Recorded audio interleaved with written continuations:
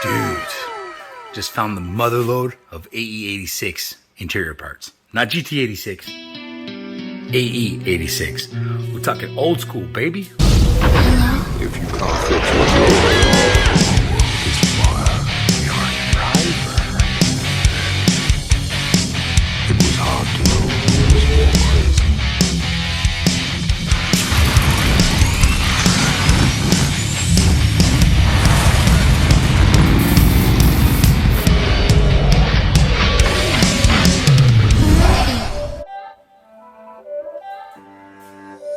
It's not a game, it's a rich thing. Welcome back to the channel, guys. You're here for your daily dose of JDM stuff and a little bit of American muscle, some drifting content, all that kind of fun stuff.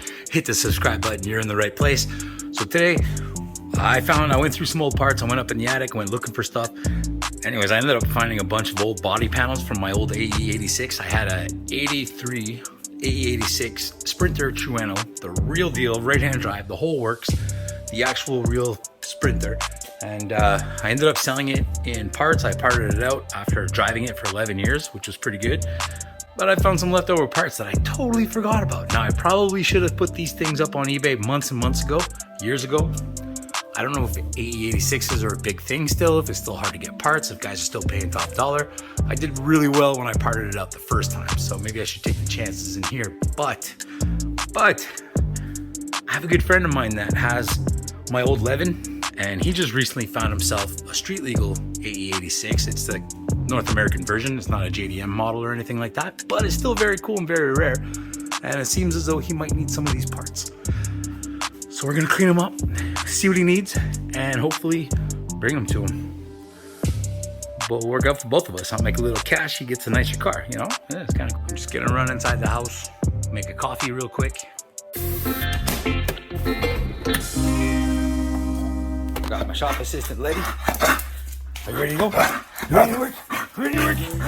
Get some music going. Plug it in the tiny phone. To a big ass PA. Whoop whoop. I'm just gonna start plucking away at cleaning this stuff. She's gonna help me get it all out. Right? What are you looking for? And then we'll go through everything one by one. See what's here. I gotta take pictures of them so I can post them online, so I can show my buddy. See what's up. So let's just clean a bunch of stuff.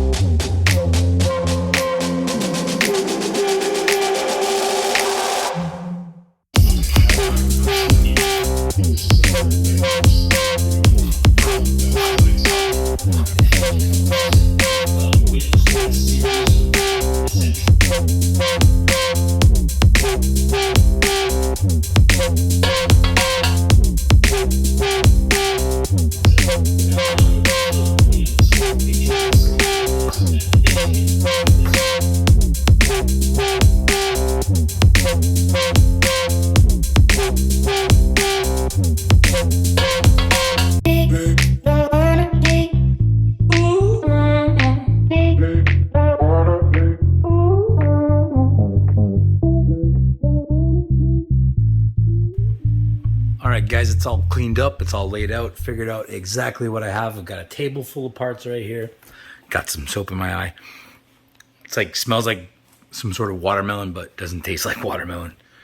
Got a bunch of parts laid out on the floor, pretty much everything I found. So, obviously, I don't need it anymore. As much as I wish I still had the old 86. Came out of that car right there in the picture. The one that I ended up in a magazine with it and drifted for a bunch of years with it. So all the parts that are on the floor here were in that car that's on the photo on the wall. Guys that know me for a long time, that was my main drift car from like 2006 to about 2011, 2012 roughly. So I don't need these parts anymore, and I got in touch with the dude that owns the old Levin I had. He's actually drifting it now, which is pretty cool. He's doing some pretty crazy things with it. He bought himself a Corolla GTS, like a regular kind of, not a Trueno, not a JDM one, but the USDM style, but the fact that he found that is pretty amazing on its own. So he's gonna be coming down sometime, check this out, see what's there, what he needs.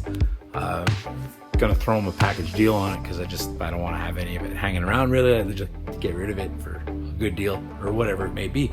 So we're gonna have to wait and see what happens with that, and get right back to you. So guys, I'm not completely sure when he's gonna come down and pick up these parts and stuff like that, but I'll keep you guys up to date. We found the ae86 interior mother load here, and hopefully it's gonna go to good use and stuff. So right now what I'm doing is I'm actually prepping parts. We get this cool little setup going on here, some tools up there. So that's gonna be for the next video. We're gonna show you guys how to powder coat. I spent a little time cleaning some stuff up. I was gonna do my wiper blades, but wait a minute. But I kind of get the impression there's some sort of plastic coating on part of it, and there's this weird spring set up, and there's hinges. So I don't know if we can powder coat that. When Steve gets here, we'll check it out. We'll talk it over, see what we can do. We just yesterday actually placed a big order for a whole bunch of different sample colors. So today we're gonna get into it, or next time we see you guys, the next video, we're gonna get into it with doing the jet black. It was the base that came with all the equipment, so we could just get things started and get it going. So today we're gonna try a couple, next video, sorry again, we're gonna try a couple cool techniques with it and see how it works, see if we can figure it all out. And then we'll hopefully be having something that we can maybe make a little bit of revenue and support the channel and stuff like that. So stay tuned guys, we're gonna check that out. But first, wait, before we go, I figure I'll give you a little more update on the El Camino. So it still looks the same. Zoom out a bit. I got a seat sitting in there that came out of the RX-7. That's just kind of placeholder, just sitting there. Last time I updated you guys, I showed you the tunnel light up, the back firewall. Now what I did last time working on this, and the video is gonna come out later on because I like to edit it all sequenced in, kind of TV show style. But I made a differential brace here. It's just tacked in for now. I gotta make sure all the adjustments are like there. Make sure it's all lined up and it's nice and tight and good. I replaced that right there is a bar from a Tempo, so this is same as the roll cage piping. So that should make it good and strong. Look at that, it goes all the way to the bottom with a plate. I'm gonna make it so I can adjust the pitch of the differential just in case that becomes an issue. I hope it doesn't, but that's where I'm at. Also, you can see here, got a little bit of a back bumper set up. This bar is just temporary, it's just kind of keep these pieces the same distance apart as I weld, because when you weld, it gets hot, it expands, then it shrinks, and that often will turn your parts around, twist it on you. It is a little crooked, but not enough to be an issue.